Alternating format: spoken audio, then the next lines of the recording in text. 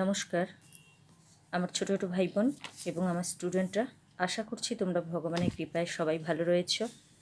আমরা কিছুদিন ধরে আমাদের 11-12-এর বিভিন্ন ব্যাকরণ নিয়ে উপস্থিত হচ্ছি। যে ব্যাকরণ নিয়ে উপস্থিত হচ্ছি সেগুলো 11-এর জন্য হলেও সেগুলো কিন্তু সমস্ত এবছরের যারা উচ্চ মাধ্যমিক দেবে 12-এর তাদের জন্য কিন্তু যথেষ্ট গুরুত্বপূর্ণ। তাই যারা 12-এর ব্যাকরণ বুঝতে পারো না তাদেরও কিন্তু এই ক্লাসগুলো দেখা অবশ্যই দরকার। আর 11 যারা নতুন উঠেছ তাদের তো অবশ্যই দরকার। আমি ধাতুরূপ তোমাদের 11-এর যা যা লাগবে সেটা নিয়ে আলোচনা করেছি, সন্ধি নিয়ে আলোচনা করেছি। এখন আমরা তোমাদের সিলেবাসের ফার্স্ট সেমিস্টারের যে প্রত্যয় রয়েছে সেই প্রত্যয় নিয়ে আলোচনা করব। যারা আমার চ্যানেলে নতুন যে সমস্ত ভাই বোনরা, তাদের উদ্দেশ্যে বলবো, যদি তোমরা আমার এখান থেকে এইরূপ ক্লাস পেতে চাও এবং বিভিন্ন ধরনের সাজেশান পেতে চাও তাহলে অবশ্যই আমার চ্যানেলটাকে সাবস্ক্রাইব করে পাশে থাকা বেল আইকন প্রেস করে অল নোটিফিকেশানটা করে দেবে। তাহলে আমি যখন যেইরূপ ক্লাস নিয়ে উপস্থিত হব সময় মতো সেগুলো তোমরা তোমাদের ফোনে নোটিফিকেশান আকারে পেয়ে যাবে। তো আজকে আমাদের যেটা আলোচ্য বিষয় ফার্স্ট সেমিস্টারের তোমাদের কতগুলো প্রত্যয় দেওয়া রয়েছে। যেহেতু আমরা নতুন, প্রত্যয় সম্পর্কে 7-8 কিছুটা হলেও জেনে এসেছি,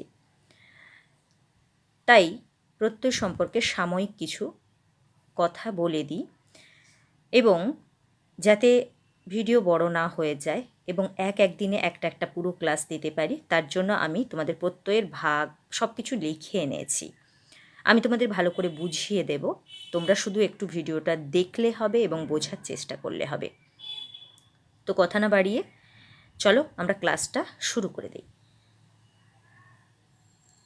আমাদের সিলেবাসে যেই 11-এর ফার্স্ট সেমিস্টারের সিলেবাসে রয়েছে সেটা হচ্ছে যে প্রকৃতি প্রত্যয়ের এবারে রয়েছে তোমাদের কৃৎ প্রত্যয়। কৃৎ প্রত্যয়ের কতগুলো তোমাদের রয়েছে সেগুলোর মধ্যে রয়েছে তাচ, তিন, ক্তা, তবতু, লপ, এই প্রত্যয়গুলো তোমাদের রয়েছে। আজ আমরা সেই সমস্ত প্রত্যয় নিয়ে আলোচনা করব। প্রত্যয় কাকে বলে, পরীক্ষাতে কেমন কোশ্চেন থাকবে, সেই কোশ্চেনের উত্তর কেমন আমাদের করতে হবে, আজকের ক্লাসটা যদি তোমরা অ্যাটেন্ড করো সমস্ত কোশ্চেনের অ্যান্সার কিন্তু তোমরা পেয়ে যাবে। যদি বলা হয় যে প্রত্যয় কাকে বলে, প্রত্যয় কাকে বলছে, আমরা জানি আমাদের ব্যাকরণে শব্দ বাক্য তৈরি করার জন্য, শব্দ তৈরি করার জন্য বা বাক্য তৈরি করার জন্য শব্দরূপ প্রয়োজন হয়, যাকে আমরা সুবন্ত প্রকরণ বলে থাকি। ঠিক একইভাবে আমাদের বাক্য কমপ্লিট করার জন্য যেটা লাগে সেটা লাগে কর্তা, তার সাথে লাগে কর্ম। কর্তা তো চলেই গেল সুবন্ত প্রকরণ অর্থাৎ শব্দরূপ। এবার ক্রিয়া, সেটা কোথায় না তিঙন্ত প্রকরণ বা ধাতুরূপ। এখন আমাদের জিজ্ঞাসা হলো, কোশ্চেন হলো যে আমি যখন শব্দরূপ জেনে গিয়েছি, আমি যখন ধাতুরূপ জেনে গিয়েছি, তাহলে তো আমি বাক্য রচনা করতে পারবো, তাহলে আমার প্রকৃতি প্রত্যয়ের প্রয়োজন কি? সেই কথার অ্যান্সার হলো প্রকৃতি প্রত্যয় আমাদেরকে প্রয়োজন হয় তখনই যখন আমরা শব্দটাকে সুন্দর করে কারো কাছে প্রেজেন্টেশন করতে পারবো। আমি একটা সরল স্বাভাবিকভাবে যখন কোনো বাক্য বলবো শব্দরূপ ধাতুরূপ দিয়ে, তখন তার যে মাধুর্য লাগবে, কিন্তু একটা কাব্য রচনা করতে, একটা কবিতা রচনা করতে তার মাধুর্য আনার জন্য আমরা যেমন নিজেরা এমনি থাকলে এবং তার থাকতে অলংকার পরিধান করলে আমাদেরকে যেমন শোভা পায় বেশি, ঠিক সেইভাবেই যদি বাক্যকে সুন্দর করতে চাই তাহলে শুধুমাত্র শব্দরূপ ধাতুরূপ দিয়েই হয় না, সেখানে প্রকৃতি প্রত্যয় দিয়ে কিছু শব্দ পাওয়া যায় যেই শব্দগুলো দিয়ে আমরা বাক্যটাকে যদি সঠিকভাবে রচনা করে থাকি তাহলে সেখানে আমাদের অনেকটাই উপকারিতা আমরা পাবো এবং সেখান থেকে আমাদের বাক্য, আমাদের কবিতা, আমাদের যে সমস্ত শব্দ রয়েছে সেগুলোকে সুন্দরভাবে শোভা পাবে। এই জন্য আমাদেরকে প্রকৃতিপ্রত্যয় দেখতে হবে। তো কথা হলো তাহলে প্রকৃতিপ্রত্যয় কাকে বলে? প্রকৃতিপ্রত্যয় কাকে বলে আমি তোমাদেরকে এই কথার মধ্যেই কিন্তু বলে দিয়েছি। কি দেখো বলেছে প্রকৃতিপ্রত্যয় কাকে বলে? যে সমস্ত বর্ণ বা বর্ণ সমষ্টি শব্দের বা ধাতুর সঙ্গে যুক্ত হয়ে নতুন শব্দ বা ধাতু সৃষ্টি করে সেই বর্ণ বা বর্ণ সমষ্টিকে প্রত্যয় বলে। তার মানে কি বলা হলো? একটু আগে যেটা বললাম, শব্দরূপ এবং ধাতুরূপ বাদ দিয়ে যে সমস্ত বর্ণ সমষ্টি শব্দরূপের সাথে যুক্ত হয়ে এবং ধাতুরূপের সাথে যুক্ত হয়ে একটা নতুন শব্দ, একটা নতুন বর্ণ সমষ্টি তৈরি করে, তাকে বলছে প্রত্যয়। ওই যে বললাম, একটা বাক্য তৈরি করতে আমার সাধারণত যেটা সহজভাবে প্রয়োজন হয় শব্দরূপ, ধাতুরূপ, কিন্তু সেটাকে সুন্দরভাবে উপস্থাপন করার জন্য কখনো কখনো আমরা যদি শব্দের সঙ্গে এবং ধাতুর সঙ্গে প্রত্যয় প্রযুক্ত করি তখন যে শব্দটা আমরা পাবো সেই শব্দটা আরও সুন্দর এবং মাধুর্যপূর্ণ লাগবে। তার জন্য প্রয়োজন আমাদের প্রকৃতিপ্রত্যয়। তাই বলেছে যে সমস্ত বর্ণ বা বর্ণ সমষ্টি শব্দের সঙ্গে বা ধাতুর সঙ্গে যুক্ত হয়ে নতুন শব্দ বা ধাতু সৃষ্টি করে সেই বর্ণ বা বর্ণ সমষ্টিকে প্রত্যয় বলে। তাহলে আমরা বুঝতে পারলাম যে প্রত্যয়ের গুরুত্ব কোথায়। এবার সেই প্রত্যয় কয় প্রকার? প্রত্যয় হচ্ছে দুই প্রকার। কি কি? কৃৎপ্রত্যয় এবং তদ্ধিত প্রত্যয়। কৃৎপ্রত্যয় আবার কি? তদ্ধিত প্রত্যয় আবার কি? আমাদের কোশ্চেন হতেই পারে। কৃৎপ্রত্যয় কাকে বলছে? এই যে ধাতু মানে ক্রিয়া, ধাতুর মূলকে বলা হচ্ছে ক্রিয়ার মূলকে বলা হচ্ছে ধাতু। এই যে ধাতু, সেই ধাতুর সঙ্গে যেই প্রত্যয় প্রযুক্ত হয় তাকে বলা হচ্ছে কৃৎপ্রত্যয়। ভালো করে বোঝার চেষ্টা করো। ধাতুর সঙ্গে যেই প্রত্যয় প্রযুক্ত হয় তাকে বলছে কৃৎপ্রত্যয়, এবং শব্দের সঙ্গে যেই ক্রিয়া যেই প্রত্যয় প্রযুক্ত হয় তাকে বলছে তদ্ধিত প্রত্যয়। শব্দের সঙ্গে যেই প্রত্যয় প্রযুক্ত হয় তাকে বলছে তদ্ধিত প্রত্যয়, এবং ধাতুর সঙ্গে যেই প্রত্যয় প্রযুক্ত হয় তাকে বলছে কৃৎপ্রত্যয়। দেখো বলাই আছে, ধাতুর উত্তর যে প্রত্যয় প্রযুক্ত হয় এবং নতুন শব্দ তৈরি করে তাকে বলছে কৃৎপ্রত্যয়। যেমন কি আমি ধরলাম ধাতু কীরকম আছে আমরা জানি, গম ধাতু। গম ধাতু সঙ্গে যদি আমি ত প্রত্যয় যুক্ত করি তাহলে সেটা কি হয়ে যাবে? গত। কি করে এলো সেটা আমরা পরে দেখছি। তাহলে গমের সঙ্গে ত যোগ করে হয়ে গেল গত। ঠিক এই যে গম ধাতুর সঙ্গে ত প্রত্যয় যুক্ত হয়েছে করে একটা নতুন শব্দ তৈরি করেছে গত, একে বলা হচ্ছে কৃৎপ্রত্যয়। আর শব্দের উত্তর যে প্রত্যয় প্রযুক্ত হয় এবং নতুন শব্দ তৈরি করে তাকে বলা হচ্ছে তদ্ধিত প্রত্যয়। শব্দের উত্তর নতুন শব্দ তৈরি করছে তদ্ধিত প্রত্যয় বলছে মানে কি? তার মানে সুবন্ত প্রকরণ, মানে শব্দরূপের সাথে যে প্রত্যয় প্রযুক্ত হয় তাকে বলছে তদ্ধিত প্রত্যয়। যেমন স্নি প্রত্যয়, ইমনিচ প্রত্যয়, তারপরে জ্ঞেয় প্রত্যয় ইত্যাদি যে সমস্ত প্রত্যয় রয়েছে, গঙ্গাযুক্ত ঢক গাঙ্গেয়। গঙ্গা শব্দ কি? আকারকারান্ত স্ত্রীলিঙ্গ শব্দ, শব্দরূপ, তার সঙ্গে যখন ঢক প্রত্যয় যুক্ত হচ্ছে তখন সেটা হয়ে যাচ্ছে গাঙ্গেয়। ঠিক একইভাবে স্নেয় প্রত্যয়, ইমনিচ প্রত্যয়, মতুপ প্রত্যয় এগুলো রয়েছে যেগুলোকে কার সঙ্গে যুক্ত করা যায় না, এই শব্দের সঙ্গে যুক্ত করা যায়, তাকে বলছে কি না তদ্ধিত প্রত্যয়। আমাদের সিলেবাসে রয়েছে কি প্রত্যয় না, আমাদের সিলেবাসে রয়েছে কৃৎপ্রত্যয়। তাহলে কৃৎপ্রত্যয় কি কি রয়েছে, পরীক্ষাতে আমাদের কি কি পড়বে, কিভাবে আমাদেরকে মুখস্থ করতে হবে, চলো এবার আমরা ধাপে ধাপে দেখে নিই। ফার্স্ট আমাদের কৃৎপ্রত্যয়ের মধ্যে আছে ক্ত প্রত্যয়, তবতু প্রত্যয়। এই ক্ত প্রত্যয় আর তবতু প্রত্যয় এই দুটোকে একত্রিত করে বলা হয় পাণিনির, যে আমাদের ব্যাকরণ বৈয়াকরণবিদ যে পাণিনি রয়েছেন সেই পাণিনির ব্যাকরণে ত প্রত্যয় এবং তবতু প্রত্যয়কে বলা হয়েছে নিষ্ঠাপত্রয়, একত্রে বলা হয় নিষ্ঠাপত্রয়। সেই ত প্রত্যয় কি সেটা দেখব। বলা হয়েছে অতীতকালে কর্তৃবাচ্যে অকর্মক ধাতুর উত্তর ক্ত প্রত্যয় প্রযুক্ত হয়। অতীতকালে বাক্য রচনা করলে আমি কোথায় ক্ত প্রত্যয় প্রযুক্ত করব? সব জায়গায় তো ধাতুরূপের সঙ্গে ক্ত প্রত্যয় যুক্ত করলে হবে না, তার মানে হবে না। তাহলে কিভাবে করব? বলা হয়েছে অতীতকালে কর্তৃবাচ্যে অকর্মক ধাতুর উত্তর ক্ত প্রত্যয় প্রযুক্ত হয়। অতীতকাল হতে হবে, বাক্যের মধ্যে অতীতকাল হতে হবে, এবং কর্তৃবাচ্য। কর্তৃবাচ্য মানে কি? কর্তৃবাচ্য মানে হচ্ছে কর্তা, বাক্যের মধ্যে কর্তাই মূল হবে, তাকে বলা হচ্ছে কর্তৃবাচ্য। সেই কর্তৃবাচ্যের অকর্মক ধাতুর উত্তর ত প্রত্যয় প্রযুক্ত হয়। আমাদের পরীক্ষাতে কীরকম পড়বে? আমাদের পরীক্ষাতে পড়বে ত প্রত্যয়ের সঙ্গে ধাতুরূপ প্রযুক্ত হয়ে, মানে ধাতু প্রযুক্ত হয়ে নতুন যে শব্দ তৈরি করছে সেই শব্দটা প্রযুক্ত করতে হবে আমাদেরকে, এবং সেইরূপ আমাদেরকে মুখস্থ করতে হবে। সেটা সম্পর্কে আমরা জেনে নিই। এই ত প্রত্যয়কে ভাঙলে কেমন হয়? ক তয় হসন্ত এবং অ, ক তয় হসন্ত অ। এর থাকে কোনটা? ত প্রত্যয়ের ধাতুর সঙ্গে কোনটা প্রযুক্ত হয়? ত প্রত্যয়ের ক এবং কটা ইত হয়ে যায়। ইত হয়ে যায় মানে কি? ইত হয়ে যায় মানে কি? ইত হয়ে যায় মানে হচ্ছে কটা চলে যায়, চলে যায়, কটা চলে যায় মানে উঠে যায়, কটা উঠে যায়। থাকে কি? ত থাকে।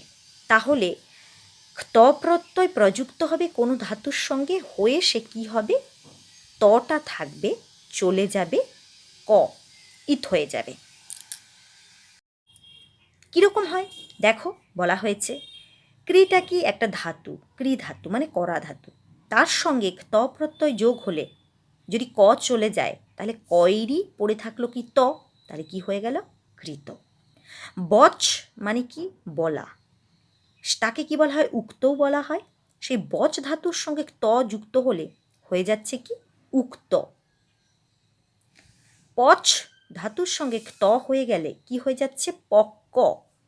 এখানে হওয়ার কথা ছিল পকব, পক ত হওয়ার কথা ছিল, কিন্তু কিছু কিছু জায়গায় আমাদেরকে মনে রাখতে হবে ত ধাতুতেও কিন্তু ব হয়, চ হয়, ত হয়। সেগুলো আমাদেরকে মেনলি মুখস্থ করতে হবে এবং মনে রাখতে হবে।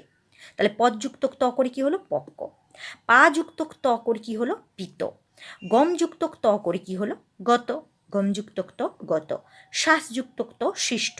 তাহলে আমাদেরকে মুখস্থ করতে হবে কেমন না, জানতে হবে শুধু কোথায় প্রযুক্ত হয় সেটা জেনে নিলাম, এরপরে ত প্রত্যয়ের কী থাকে সেটা জেনে নিলাম, আমাদের থাকলো কৃত। এবার তোমাকে ভাঙতে হবে, কৃত আছে, শেষে ত আছে, তার মানে এটা কি হবে?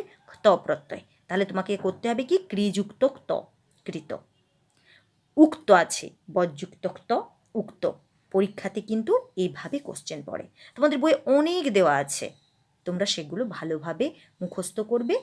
আগে ভিডিওটা ভালো করে দেখবে, বুঝবে, তারপর তোমরা মুখস্থ করবে, তাহলে সেটা কিন্তু মনে থাকবে।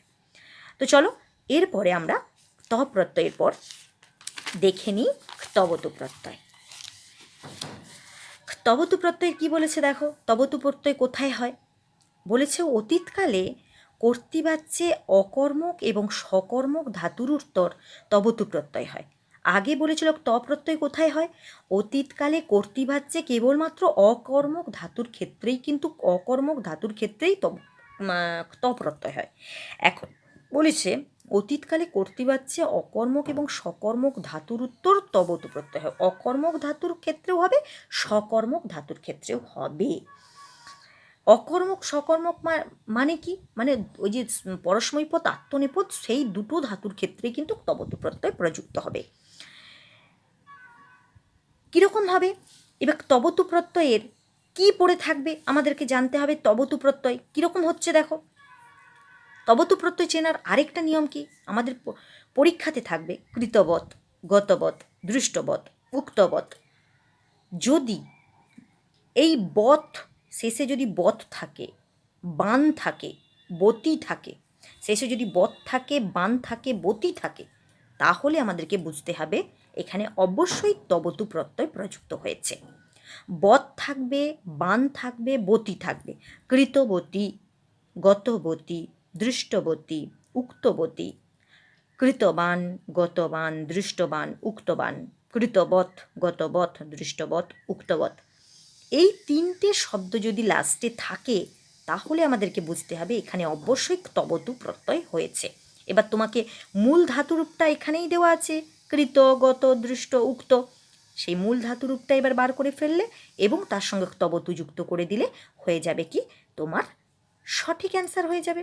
এবার তবতু প্রত্যয়ের কী থাকে, কিভাবে হলো? তবতু প্রত্যয়কে ভাঙলে কি হচ্ছে দেখো, প্রথমে কি আছে ক, তারপরে কি আছে ত, তারপরে কি আছে অ, তারপরে আছে ব, তারপরে অ, তারপরে ত, তারপরে হস্য। তাহলে এর মধ্যে কি কি থাকবে, কি কি চলে যাবে? তবতু প্রত্যয়ের থাকবে তবৎ, চলে যাবে ক এবং চলে যাবে হস্যও। তাহলে থাকছে ত, ব আর খণ্ডত্ব, মানে তয় হসন থাকছে। তাহলে চলে যাচ্ছে কি হস্য এবং ক, এই দুটো চলে যাচ্ছে, ইত হয়ে যাচ্ছে। তাই দেখো ক্রিযুক্ত তবতু করে হচ্ছে, ক্রি থাকলো, তবতুর তবৎ হলো, তাহলে কি হলো কৃতবৎ।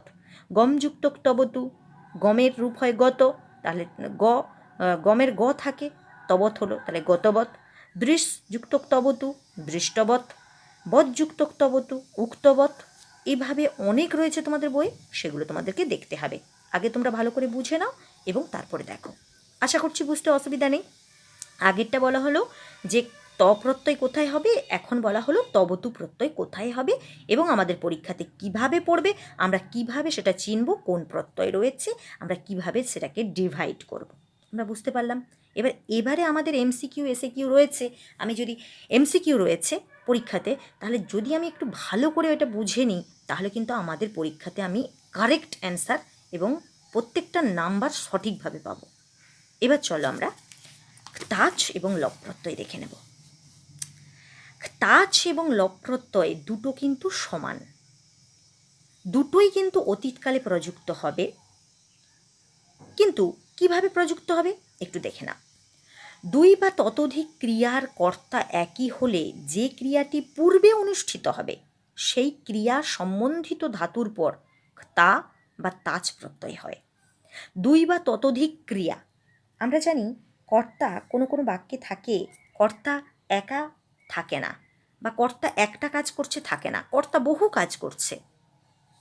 সেই কর্তা যখন বহু কাজ করে, সেই বহু কাজের বলেছে যেটা পূর্বে অনুষ্ঠিত হবে, শেষে যেটা করছে সেটা নয়, যেটা পূর্বে মানে সবের প্রথম অনুষ্ঠিত হবে, সেই ক্রিয়ার সম্বন্ধিত ধাতুর পর, সেই ক্রিয়াতে যে ধাতু রয়েছে সেই ধাতুতে তা প্রত্যয় যুক্ত হবে। ভালো করে বোঝো, কর্তা যে কাজ করবে সেই কাজের দুটো তিনটে চারটা কাজ করতে পারে, সেই কাজের পূর্ববর্তী কাজ, শেষের কাজটা নয়, পূর্ববর্তী যতগুলো কাজ করবে কর্তা, সেই কাজে যে ধাতু রয়েছে সেই ধাতুর সঙ্গে তাচ বা তা প্রত্যয় যুক্ত হয়। তাচ এবং তা দুটো কথাই সমান। পাণিনিতে তা বলা হয় বলে তা ধরা হচ্ছে, কিন্তু আমরা কোথাও কোথাও দেখতে পাবো তাচ প্রত্যয় বলে লেখা আছে। তাহলে কোথায় প্রযুক্ত হয় আমরা বুঝলাম। এবার তা প্রত্যয় কোথায় কি হয় সেটা আমরা জেনে নেব। তা প্রত্যয়ের কি থাকে দেখো, ক থাকে, ত, ব, আ। কি চলে যায়, কটা শুধু চলে যায়, তয় বয় আকার থাকে, ক ইত হয়ে যায়, থাকে তয় বয় আকার। তাহলে কীরকম হচ্ছে দেখো, পা যুক্ত তাচ করে ক চলে গেল, তাহলে পা থেকে পি আসছিল আগে আমরা দেখেছি, তাহলে পিত্তোয়া। গম যুক্ত তাচ গত্তোয়া, দিশ যুক্ত তাচ দৃষ্ট্বা, গই যুক্ত তাচ গিত্বা, পট যুক্ত তাচ পঠিত্বা। এখানে যতগুলো দিয়েছি সবগুলো কিন্তু পরীক্ষার জন্য ভিভিআই। এইভাবে তোমাদেরকে তাচ প্রত্যয় বুঝতে হবে। এবার লব প্রত্যয় কি, লব প্রত্যয় সেম টু সেম একই। দুই বা ততোধিক ক্রিয়ার কর্তা যদি একই হয় এবং ক্রিয়ার পূর্বে যেই বাক্যগুলো রয়েছে, যে ধাতুগুলো রয়েছে সেই ধাতুর সঙ্গে যে প্রত্যয় যুক্ত হবে তাকে বলা হচ্ছে যেমন তাচ প্রত্যয়। একইভাবে দুই বা ততোধিক কর্তার ক্রিয়ার যেটা পূর্বে অনুষ্ঠিত হবে সেই পূর্বের ধাতুর সঙ্গে যদি তার পূর্বে উপসর্গ কিংবা অব্যয় থাকে, তাহলে সেখানে তাজ না হয়ে লপ প্রত্যয় যুক্ত হবে। একই জায়গাতে হবে, একই স্থানে হবে, শুধু কেবলমাত্র কর্তার যে ক্রিয়া হবে, ক্রিয়া একের অধিক কাজ করবে কর্তা, পূর্বের যে কাজগুলো হয়েছে সেই কাজগুলোর ধাতুর সঙ্গে যে প্রত্যয় যুক্ত হবে তাকে বলা হচ্ছে তাজ প্রত্যয়। একইভাবে সেই ধাতুর পূর্বে যদি কোনো উপসর্গ কিংবা অব্যয় থাকে তাহলে সেখানে তাজ প্রত্যয় না হয়ে হবে লব প্রত্যয়। একই জায়গা, একই মানে, শুধু উপসর্গ প্রত্যয় যদি ধাতুর পূর্বে যুক্ত থাকে সেখানে হয়ে যাবে লব প্রত্যয়, আর যদি উপসর্গ অব্যয় না থাকে তাহলে সেখানে হবে তাজ প্রত্যয়। আশা করছি আমি যেভাবে বলছি তোমাদের বুঝতে অসুবিধা হচ্ছে না। এবার লব প্রত্যয়ের কী থাকে? লব প্রত্যয় থাকে শুধুমাত্র অন্তস্থ জ মানে জফলা থাকে, ল আর প চলে যায় মানে ইত হয়ে যায়। কীরকম দেখো, এখানে দেখলাম কি পা ধাতুর সঙ্গে তাজ হয়েছে। এখানে দেখো ক্রি বা পা ধাতু যদি ধরো, পা, তার পূর্বে কি হবে, একটা করে হয় উপসর্গ নাহলে অব্যয় থাকবে। এখানে কি আছে, নমস, নমস রয়েছে, সেই নমসের সঙ্গে ক্রি ধাতু রয়েছে, তাহলে ক্রি ধাতুটা কোনটা, ক্রি, সেই ক্রি ধাতুর পূর্বে একটা নমস শব্দ রয়েছে, তাই এখানে তাজ না হয়ে লব হয়েছে। এখানে কি আছে দেখো, সেই নম শব্দ রয়েছে, তার পূর্বে নম মানে প্রণাম করা, মানে নমস্কার, নমস্কার কিংবা প্রণামের যে ধাতু তাকে নম বলা হয়। সেই নম ধাতুর পূর্বে একটা প্র যুক্ত আছে, প্র পরা উপসর্ম নি মানে একটা উপসর্গ যুক্ত আছে, সেই জন্য এখানে তাজ না হয়ে হয়েছে কি লব প্রত্যয় হয়েছে। এখানে দেখো সি ধাতু রয়েছে, শয়ন করা ধাতু, তার পূর্বে অধি আছে, তার জন্য এখানে তাজ না হয়ে হয়েছে লব। তাহলে আমাদেরকে কিভাবে করতে হবে, এটা চেনার নিয়ম বললাম আমরা, যে পরীক্ষাতে আমরা কিভাবে চিনব। এবার থাকবে কি নমস্কৃত্য, তাহলে কৃত সঙ্গে পূর্বে কি আছে, নম আছে, তাহলে আমাকে জানতে হবে এখানে কি হবে, আর প্রত্যেকটার শেষে জফলা থাকবে, তাহলে সেটা কি হবে, লব প্রত্যয়। দুটো নিয়ম বলে দিচ্ছি দেখো, প্রত্যেকটার শেষে জফলা থাকবে তাহলে সেটা হচ্ছে লব প্রত্যয়, প্রত্যেকটার পূর্বে যে ধাতুরূপ রয়েছে তার পূর্বে একটা করে অব্যয় কিংবা উপসর্গ থাকবে, তাহলে সেটা হচ্ছে লব প্রত্যয়। দেখো নমসযুক্ত, নমস পূর্বক ক্রি যুক্ত লব নমস্কৃত্য, প্রপূর্বক নম যুক্ত লব প্রণম্য, অধিপূর্বক সি যুক্ত লব অধিসহ্য, প্রপূর্বক বশ যুক্ত লব প্রস্য, প্রপূর্বক আপ যুক্ত লব প্রাপ্য। ঠিক এইভাবে হবে, আমাদেরকে এইভাবে মুখস্থ করতে হবে। এই যে পূর্বের যেগুলো রয়েছে এগুলো রুট রুট রুট দিয়ে বোঝানো হয়েছে, এখানে কিন্তু প্লাস দিয়ে বোঝানো হয় না, কারণ পূর্বে উপসর্গ কিংবা অব্যয় রয়েছে তাই রুট দিয়ে বোঝানো হয়েছে। এখানে এটাকে ভালো করে বুঝে নাও এবং বইয়ে যা আছে মুখস্থ করো, বইয়ে যা আছে বোঝার চেষ্টা করো, অবশ্যই পরীক্ষাতে কখনোই ভুল হবে না। আর একটা প্রত্যয় আমাদের থেকে গেল, সে প্রত্যয়টা আমরা দেখে নেব, সেটা হচ্ছে তিন প্রত্যয়। তিন প্রত্যয়ের কি বলেছে, ভাববাচ্যে সকল ধাতুর উত্তর তিন প্রত্যয় হয়। সকল ধাতু মানে অকর্মক সকর্মক সমস্ত ধাতুর উত্তর ভাববাচ্যে কি হয়, তিন হয়। ভাববাচ্য কাকে বলে, কর্তার যে কর্ম রয়েছে সেই কর্মের যে ঘটনা, একটা কর্ম কাজের কথা বলা হয়েছে, তার যে ঘটনা, সেই ঘটনা যেখানে প্রধান হবে তাকে বলা হয় ভাববাচ্য। সেই ভাববাচ্যের সকর্মক অকর্মক সমস্ত ধাতুর উত্তর তিন প্রত্যয় হয়। তিন প্রত্যয়ের কি থাকে, তিন প্রত্যয়ের থাকে শুধুমাত্র তি, চলে যায় ক এবং দন্তন ইত হয়ে যায়। ভাঙলে কি হচ্ছে দেখো, ভাঙলে হচ্ছে ক কয় হর্ষণ তয় হর্ষণ হস্যই দন্তন হর্ষণ, তাহলে থাকছে কি তয় হর্ষই থাকছে, ক এবং দন্তন ইত হয়ে যাচ্ছে। তাহলে রূপ করলে কীরকম হচ্ছে, ক্রিযুক্ত তিন কৃতি, গম যুক্ত তিন গতি, খ্যা যুক্ত তিন খ্যাতি, বৃত যুক্ত তিন বৃত্তি, জন যুক্ত তিন জাতি। প্রত্যেকটা ধাতুরূপ কিন্তু ইম্পর্ট্যান্ট যেগুলো দেওয়া হলো। শুধু আবারও বলছি, ভালো করে যেভাবে আমি বোঝালাম সেভাবে বোঝার চেষ্টা করো এবং বুঝে তারপরে বই দেখে পড়ো, তাহলে কিন্তু তোমাদের অবশ্যই কখনো ভুল হবে না। আর আমি তোমাদের পরীক্ষার আগে সেপ্টেম্বরে তোমাদের পরীক্ষা। আমি চেষ্টা করব পরের যে ক্লাস রয়েছে সেই পরের ক্লাসে তোমাদের, যেহেতু সমস্ত ব্যাকরণ হয়ে যাচ্ছে, আমি তোমাদের সাজেশান দিয়ে দেব যে কোনটা কোনটা খুব বেশি ইম্পর্ট্যান্ট রয়েছে এবছর তোমাদের জন্য ফার্স্ট সেমিস্টারে 11-এর। আমি তোমাদের সাজেশান নিয়ে উপস্থিত হব।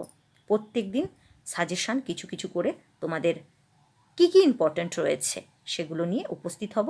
অবশ্যই তোমরা আমার ক্লাসের প্রতি নজর রেখো।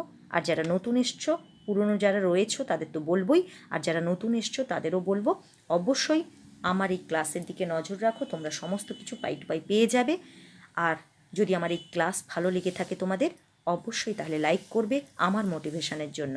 আর যারা নতুন এসছো তাদের উদ্দেশ্যে বলবো, এইরূপ ক্লাস পাওয়ার জন্য অবশ্যই আমার চ্যানেলটাকে সাবস্ক্রাইব করে পাশে থাকা বেল আইকন প্রেস করে অল নোটিফিকেশান করে দিও। তাহলে আমি যখন যেইরূপ ক্লাস নিয়ে উপস্থিত হব তোমরা সময় মতো সেগুলো পেয়ে যাবে। তো চলো কথা না বাড়িয়ে আজকে এখানেই স্টপ করছি। যতক্ষণ না নতুন ভিডিও নিয়ে উপস্থিত হচ্ছি, তোমরা সবাই ভালো থাকবে, সুস্থ থাকবে।